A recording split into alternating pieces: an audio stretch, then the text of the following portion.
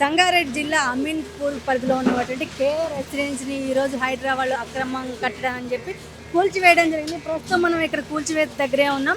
దాదాపు కనీసం ఇంటిమేషన్ ఏమి లేదు. దాదాపు ఇక్కడ 35 నుంచి 45 ఫ్యామిలీస్ ఉన్నాం.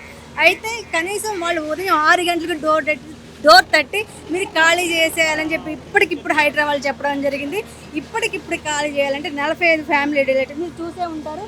దాదాపు ఒక పక్క క్రేన్ కూల్స్తూ ఉంది, ఒక పక్క అక్కడ దాదాపు ఓనర్స్ ఇక్కడ ఉన్న రెసిడెంట్ అక్కడ నుంచి సర్దుకుంటూ ఉన్నారు. అంటే హైదరాబాద్లో కనీసం ఇక్కడున్న రెసిడెన్సీ వాళ్ళకి ఖాళీ చేసే టైం కూడా ఇవ్వట్లేదు. ప్రస్తుతం మనం అయితే బాధితులతో మాట్లాడే ప్రయత్నం చేద్దాం. ఈరోజు గ్రౌండ్ రిపోర్ట్లో వచ్చాయండి. అగ్రెసివ్ అంటే ఇవ్వండి. ఈ మనిషి చూడండి, ఆ మనిషి ఉండగానే బెడ్రూమ్లో కొట్టేసిన తర్వాత ఇప్పుడు 3 o'clock అయినా కూడా స్టిల్ రన్నింగ్ ఇక్కడే ఉన్నాయి. చూడండి మా సామాన్లు మొత్తం. అంటే మాకు 3 o'clock కూడా సామాన్లు ఇక్కడే ఉన్నాయంటే మేము ఎప్పుడు షిఫ్ట్ చేయాలి? ఇప్పుడు 3rd రౌండ్ ఇది, ఇంకా షిఫ్ట్ చేస్తూనే ఉన్నాం. స్టిల్ రన్నింగ్ అవుతూనే ఉన్నాయి. అక్కడ సగం హాఫ్ ఆఫ్ ద పోర్షన్ కొట్టేశారు. ఒక పైన ఇంకా దిగుతూనే ఉన్నాయి, కింద నుంచి ఉన్నాం. మనం ఎంత రిస్క్లో ఉన్నాం మనం ఇక్కడ. ఇన్ని కష్టాలు పడి కూడా మాకు ఎటువంటి ఇన్ఫర్మేషన్ లేకపోతే ఎన్ని కష్టాలను పడతాం మేడం మనం. ఆల్రెడీ మీరు ఖాళీ చేస్తున్నారు, ఒక పక్క కూల్చి అంత హర్రీబర్రీగా చేయాల్సిన అంత హర్రీబర్రీగా చేయాల్సిన అవసరం ఏంటండి? అదే కదండి మేము ఒత్తుకునేది పొద్దున్నుండి. కనీసం మాకు గేట్కో గోడకో ఏదన్నా మేము రేపు పొద్దున మొత్తం పడేస్తాం, డిమానిటేషన్ చేసేస్తామని చెప్పి ఒక్క ఇన్ఫర్మేషన్ ఇచ్చినా కూడా అందరికీ ఎడ్యుకేటెడ్ వాళ్ళే కదా మేడం. మేము ఎందుకు ఇంత ఫైర్ అవ్వాలని ఉంటుంది మాకు చెప్పండి. మేము ఎన్నో కష్టాలు పడి ఇంత ఇబ్బంది పడుతున్నాం. పొద్దున్న 6 o'clock నుండి మాకు ఇంత ఇబ్బంది పెడుతున్నారు. వచ్చి డోర్లు కొట్టేసి ఖాళీ చేసి వెళ్ళిపోవాలి, లేక కొట్టేస్తామంటే మనం బతుకుతుంది ఎక్కడ అసలు మనం అనేది కూడా తెలియకుండా పోతుంది. మీరు ఖాళీ చేస్తున్నారు, అంత అర్జెంట్గా ఎందుకు బిల్డింగ్ కూల్చాల్సిన అంత అవసరమే వచ్చింది?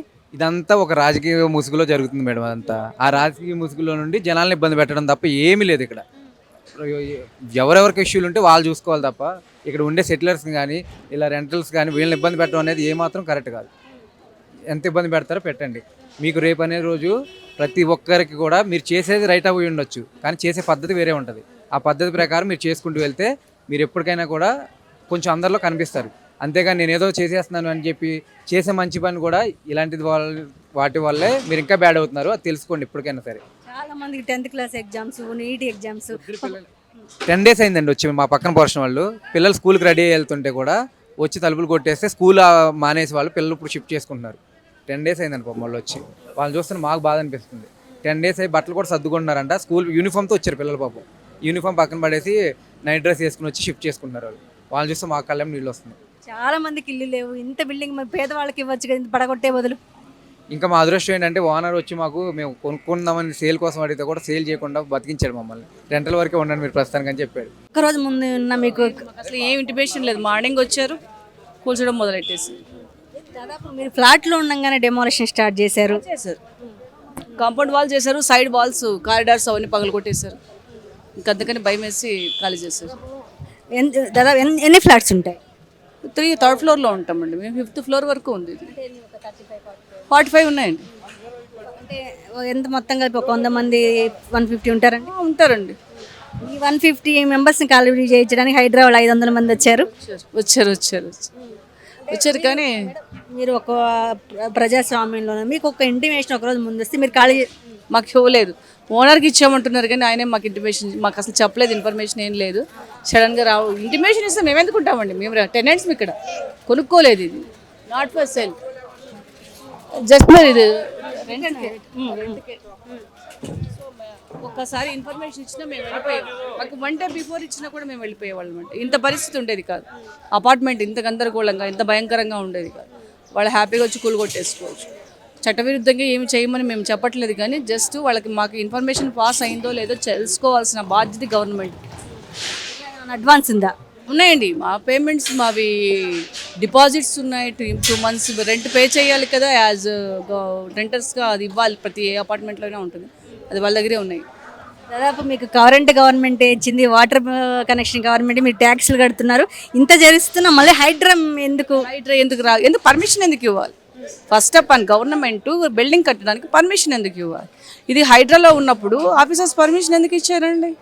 అంటే బిల్డర్స్ దగ్గర నుంచి ఆఫీసర్స్ డబ్బులు తీసుకుంటున్నట్టే కదా, ప్రత్యక్షంగా కనపడుతుంది కదా. ఫస్ట్ వాళ్ళని అరికట్టండి, సిస్టమ్ని సరి చేయాలండి. ఫస్ట్ సిస్టమ్ బాగోలేదు. సిస్టమ్ బాగుంటే ఈ అపార్ట్మెంట్ కట్టేవాళ్ళు కాదు. గవర్నమెంట్ పర్మిషన్ ఇవ్వకపోతే బిల్డింగ్ ఎందుకు కడతారండి బిల్డరు? ఆయన కట్టకపోతే మాకు ఈ పరిస్థితులు ఉండేవి కాదు కదా. మేము వచ్చాము, మేము ఉంటున్నాము, రెంట్కి ఉంటున్నాము.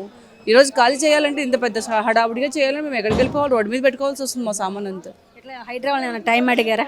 అడిగాము, వాళ్ళు ఇవ్వమన్నారండి. మీ ప్రాసెస్ మొదలు పెట్టండి, ఈవినింగ్ వరకు చేసేసుకోండి అన్నారు అంతే. అసలు ఇంక వేరే క్వశ్చనే లేదు. అసలు ఎంత రిక్వెస్ట్ చేసుకున్నా ఇవ్వమన్నారు వాళ్ళు నో పర్మిషన్ అని చెప్పేసి. సరే, ఇది అక్రమ కట్టడమే, కూల్ చేస్తున్నారు, మీకు ఒక చేసుకోండి, నో ప్రాబ్లం. మేము అలాంటి వాటిని ఎంకరేజ్ చెయ్యం. మేము వెళ్ళిపోవడం సమ్ టైం ఇవ్వాలి కదా మాకు. ఆ టైం ఇచ్చింటే మేము హ్యాపీగా బుక్ చేసుకుని వెళ్ళిపోతాం. ఇప్పుడు చాలా మంది పిల్లలకు 10th ఎగ్జామ్స్ అండి, ఇప్పుడు చిన్నపిల్లలకి ఎగ్జామ్స్ టైం. ఇప్పుడు ఎక్కడికి వెళ్ళిపోతారు? ఇంత హడావుడిగా కూల్ చేసుకోండి. 1 month 1 year బ్యాక్ చెప్తామన్నోళ్ళు కనీసం మాకు 1 day బిఫోర్ చెప్పిన ఈ పరిస్థితి రాదు కదా. ఒక్కసారి అనౌన్స్ చేసింటే అయిపోయేదండి. వచ్చి పెద్ద ఫ్లెక్సీ పెట్టుకుని ఒక ఇంత 100 మంది ఈరోజు వచ్చేవాళ్ళు, నిన్న వచ్చి ఇద్దరు వచ్చి ఒక ఫ్లెక్సీ పెట్టుకున్నా కూడా మాకు తెలిసిపోయేది, ఓహో ఇది హైడ్రాలో ఉంది, కూలేస్తున్నారని. ఒకసారి అనౌన్స్ చేసినా ఒక్కరికి తెలిసా మేము మెసేజ్ పాస్ చేసుకునేవాళ్ళం అందరూ. మెయిన్ గవర్నమెంట్ వాళ్ళు మాకు ఇన్ఫర్మేషన్ ఇవ్వలేదండి. సిస్టమ్ సరి కావాలండి, సిస్టమ్ సరి చేసుకోవాలి. గవర్నమెంట్ ఏవైతే ముఖ్యమంత్రి కానివ్వండి, ఎవరైనా సరే అండి, ప్రజాస్వామ్యంలో మనం ఓటేసి అనుకుంటాం కదా, ఆ నాయకులైనా ఫస్ట్ మన చట్టాల్ని మేము గౌరవించి మేము ఖాళీ చేస్తున్నాం, తిరగబడితే చేయలేదు ఏం కాదు. మా అంటే కూల్చేస్తారు, మనిషి ప్రాణాలు తీయలేరుగా. కానీ అది కాదండి సమస్య. ఇంటిమేషన్ ఇవ్వాలండి, ఇంటిమేషన్ ఇవ్వలేదు. ఫస్ట్ మన ఇవి ఉన్నాయి కదండి, సిస్టమ్ ఉంది కదా, ఆ సిస్టమ్ సరి చేసుకోవాలి. అది బాగైతే అందరూ బాగా అవుతారు. మీరు చెప్పండి, ఇప్పటికిప్పుడు ఖాళీ చేయమంటే ఎలా? ఎట్లా పాసిబుల్ అవుతుందండి? మీరు చూస్తున్నారు కదా. సో అదనమాట, ప్రాపర్ ఇన్ఫర్మేషన్ లేదు. ఇప్పుడు పడగొట్టచ్చండి, తప్పులేదు. కాకపోతే ఇంట్లో ఉన్న వాళ్ళకి చెప్పాలి కదా. ఓనర్కి చెప్పామంటున్నారు వాళ్ళు, ఓనర్ వాళ్ళు ఏమో మాకు చెప్పలేదని వాళ్ళు అంటున్నారు. మధ్యలో మేమే కదా సఫర్ అవుతున్నాం.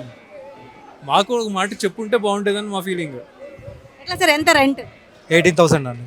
18,000 18 అంటే దాదాపు 20,000 దగ్గరలో ఉన్నారు. ఇంత అంతా కలుపుకుంటే 20,000 అవుతుందండి. ఎలా అసలు ఎందుకు సడన్గా ఇంత అటాక్ జరిగింది మీ మీద? అటాక్ అంటే ఏం లేదండి, ప్రాపర్ ఇన్ఫర్మేషన్ ఉంటే ఇప్పుడు ఇంతమంది ఇక్కడ ప్యానిక్ అయ్యేవారు కాదు. ఎవరికి వాళ్ళు టైం తీసుకుని హ్యాపీగా వెళ్ళిపోయేవాళ్ళు.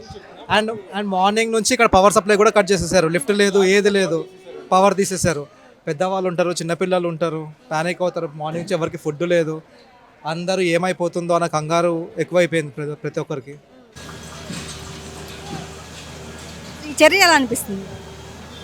ఏమండి, మన కబ్జా చేసిన వాళ్ళకి తెలుసు, కానీ ఉన్న వాళ్ళు అయితే బాధపడుతుండ్రు. వాళ్ళకి ముందే చెప్పాల్సింది అలా అని. ఇప్పుడు ఎందుకంటే చిన్నపిల్లలు ఉన్న వాళ్ళు ఫ్యామిలీ చాలా సఫర్ అవుతున్నారు కదా ఎవరైనా. కాకపోతే వాళ్ళకి ముందే ఇంటిమేషన్ ఇస్తే వాళ్ళు ఎక్కడైనా చూసుకునేవాళ్ళు. ఇప్పుడు ఎవరైనా వాళ్ళ డ్యూటీలోకి వెళ్ళిపోయిన వాళ్ళు ఉంటారు, వాళ్ళు వేరే ఊర్లో వెళ్ళిన వాళ్ళకి ఎంత ఇబ్బంది, ఇప్పుడు వాళ్ళు బాధపడుతున్నారు. అలా కాకుండా గవర్నమెంట్ మంచి చర్యలు తీసుకోవాలని కోరుకుంటున్నారు. దాదాపు మీ పక్కనే ఉంటూ ఉన్నారు, దాదాపు మీ ముందే ఉన్న ఇల్లు పడిపోతుంటే ఏమనిపిస్తుంది? బాధ అనిపిస్తుందండి, ఎందుకు అనిపించదు? మాకు కూడా రావచ్చు అనే బాధ ఉంటుంది, తెలుస్తుంది కదా అట్లా. అంటే ఇప్పుడు ఇక్కడ ఉన్న వాళ్ళందరికీ అటెన్షన్ ఏర్పడిందా నెక్స్ట్ మనమే అని?